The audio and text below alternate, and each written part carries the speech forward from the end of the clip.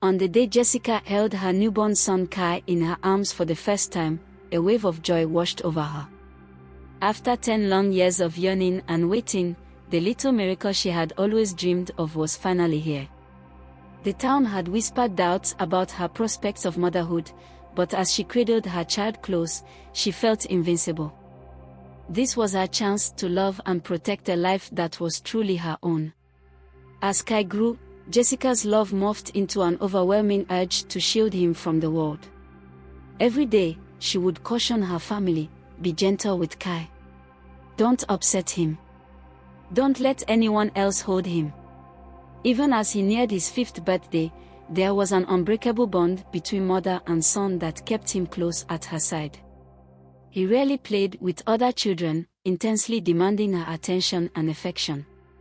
Whenever Jessica shared laughter with anyone else, Kai would whine, "Mommy, come back."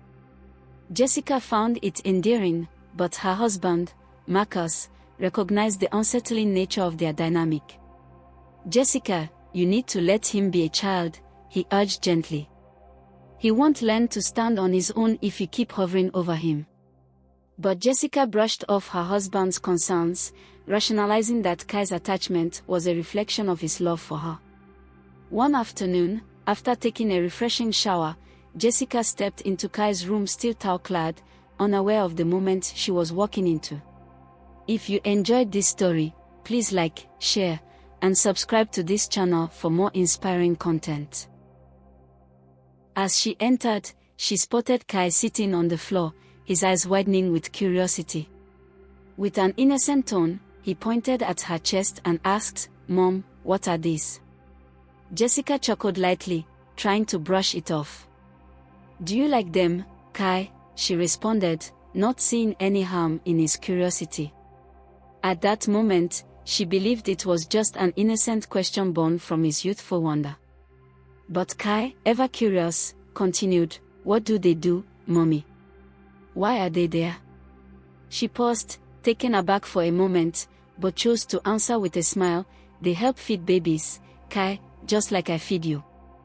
This explanation seemed to satisfy him, but his mind remained active. Later that evening, as they sat down to dinner, Kai asked again, "When will I have these, Mommy?" Jessica, still unsure of how to respond, simply laughed. "Everyone grows in different ways, sweetie. When you're older, you'll understand more." As Kai matured, his innocent love for her began to veer into something possessive. One afternoon, when Jessica intended to attend a book club meeting, Kai screamed, "You're not leaving me, Mommy." Jessica tried to reassure him, but he clung to her relentlessly. "He's just protective," she insisted, but Marcus disagreed. "This can't go on. He's controlling everything, Jessica. It's not normal." Jessica dismissed him, believing she was simply nurturing her son. But Kai's behavior escalated. By the time he turned 15, he was aggressive and territorial, demanding Jessica's presence at every turn. When their neighbor complimented Jessica's cooking, Kai shot the man a glare that sent chills down everyone's spine.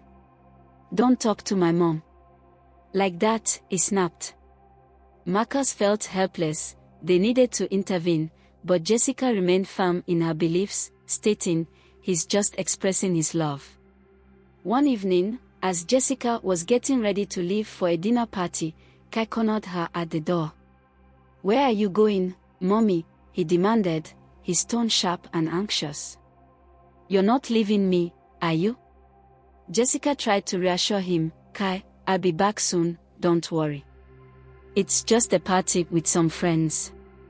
But Kai, now standing in her way, shook his head. "You're not going, Mommy. You don't need anyone else. You should stay with me." "Kai, I'm going for a little while." "It's okay to be apart for a bit," she said gently, but the distress on his face was undeniable. She sighed, hoping that one day he would understand the importance of letting go, but at that moment, she knew he wasn't ready. One gloomy evening, driven by a sense of foreboding, Jessica followed Kai into his room. She discovered a series of disturbing sketches, images of them together, accompanied by chilling proclamations of possession. "You are mine forever, Mommy," one explicit note read. Unfolding the paper left her trembling. This was no longer maternal love, it had morphed into obsession. Overwhelmed by fear but motivated to change, she confronted Kai. "This isn't love, it's control." Kai, however, held his ground. "We belong together, Mommy. You know it." In that moment, Jessica's heart sank. She finally recognized that her excessive protection had woven a dangerous web around them both. In desperate need of help, she turned to Marcus. They sought therapy and tried to claw their way back to normalcy, but Kai resisted all attempts to break free from the snare of his unhealthy attachment. Faced with an agonizing choice, Jessica made the hardest decision of her life. Kai had to go away to stay with family members. The separation cut through her, and each day without him was a painful reminder of her failure. But slowly, as the days turned into months, Jessica began to rediscover herself. She focused on her relationship with Marcus and healed the parts of herself that had been consumed by her fixation on Kai. One day, she received a call. "Mom, I'm doing okay," Kai said, his tone softer, more mature. "I've begun to unpack what's happened. I distinctly miss you, but I see now what I need to work on." Jessica listened, heart swelling with both relief and sadness. She had longed for this acknowledgement from him, and her hope blossomed despite the backdrop of pain. The long-awaited day finally arrived when Kai returned home. Jessica braced herself, anticipation swelling within her. When he appeared at the front door, the difference in him was striking. Gone was the boy obsessed with her presence. In his place stood a young man filled with independence and newfound maturity. "I'm so proud of you, Kai," she said, tears gleaming in her eyes. Kai smiled back, his own eyes shining with gratitude. "You've learned too, Mom. We've both grown." The path to true healing was not an easy one. But Jessica and Kai worked diligently to rebuild their relationship, establishing healthy boundaries that would allow both to thrive. They learned to celebrate individuality and the importance of love intertwined with space and freedom.